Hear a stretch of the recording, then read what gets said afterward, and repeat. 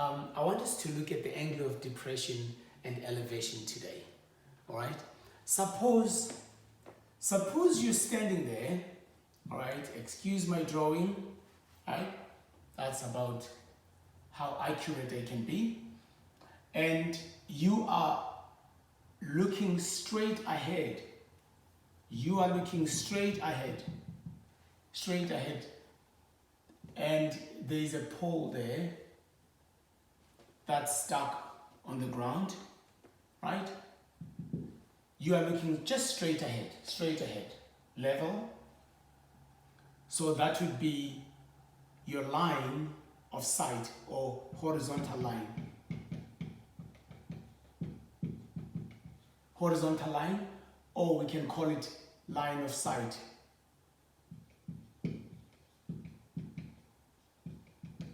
Line of sight, so that's straight, okay? And if you are going to look at the top part of the pole, something is going to move up. So the line is going to go up. So the line of sight changes. So there is the line of sight changing there. So still, that's the line of sight. And do you see that for you to do that, you had to elevate your eyes up. You had to elevate your eyes up. So that is the angle we are talking about.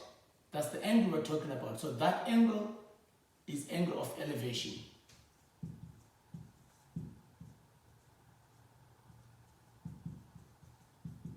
That's the angle of elevation. Angle of elevation, because you had to elevate your eyes from the horizontal right up. Now, suppose you want to look at the bottom of the pole. So, from the horizontal, your eyes now are going to be focused to the bottom part. And that's the angle of depression. Look at how I draw my arrows, because it's from the horizontal to the bottom part. So that angle there, so let's call that angle, so that is the angle of depression.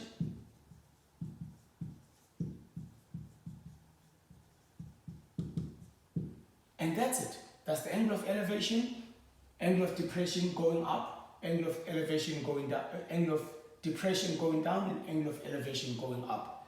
Okay, and look here as well. So you have formed a right-angled triangle there. You formed a right-angled triangle there. So if you are given this distance from there to there, and you can find the angle if you have the other side, and that will be your hypotenuse. So let's give another example. Say you are standing on top of a building for some reason, you're angry, and you decide to go on top of your building, and your height is 1.5, but then next to your building,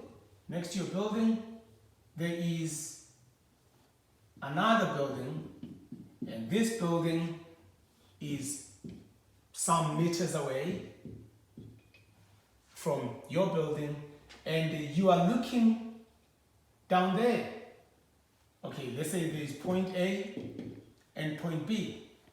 But first of all, we need to consider every time if you're talking about angle of elevation and depression, you need to understand that there is that horizontal line there. I'll call it horizontal line. So, which is the line of sight as well. So if you are going to look at B, now you're looking at B, so the angle of elevation is that one. That's our angle there. Angle of elevation. So that's the line of sight. Line of sight, and angle of elevation is that one. Angle of elevation. I'll say elevation angle.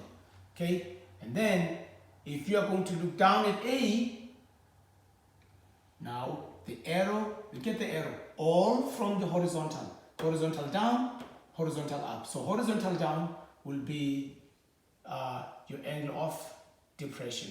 I'll say depression angle.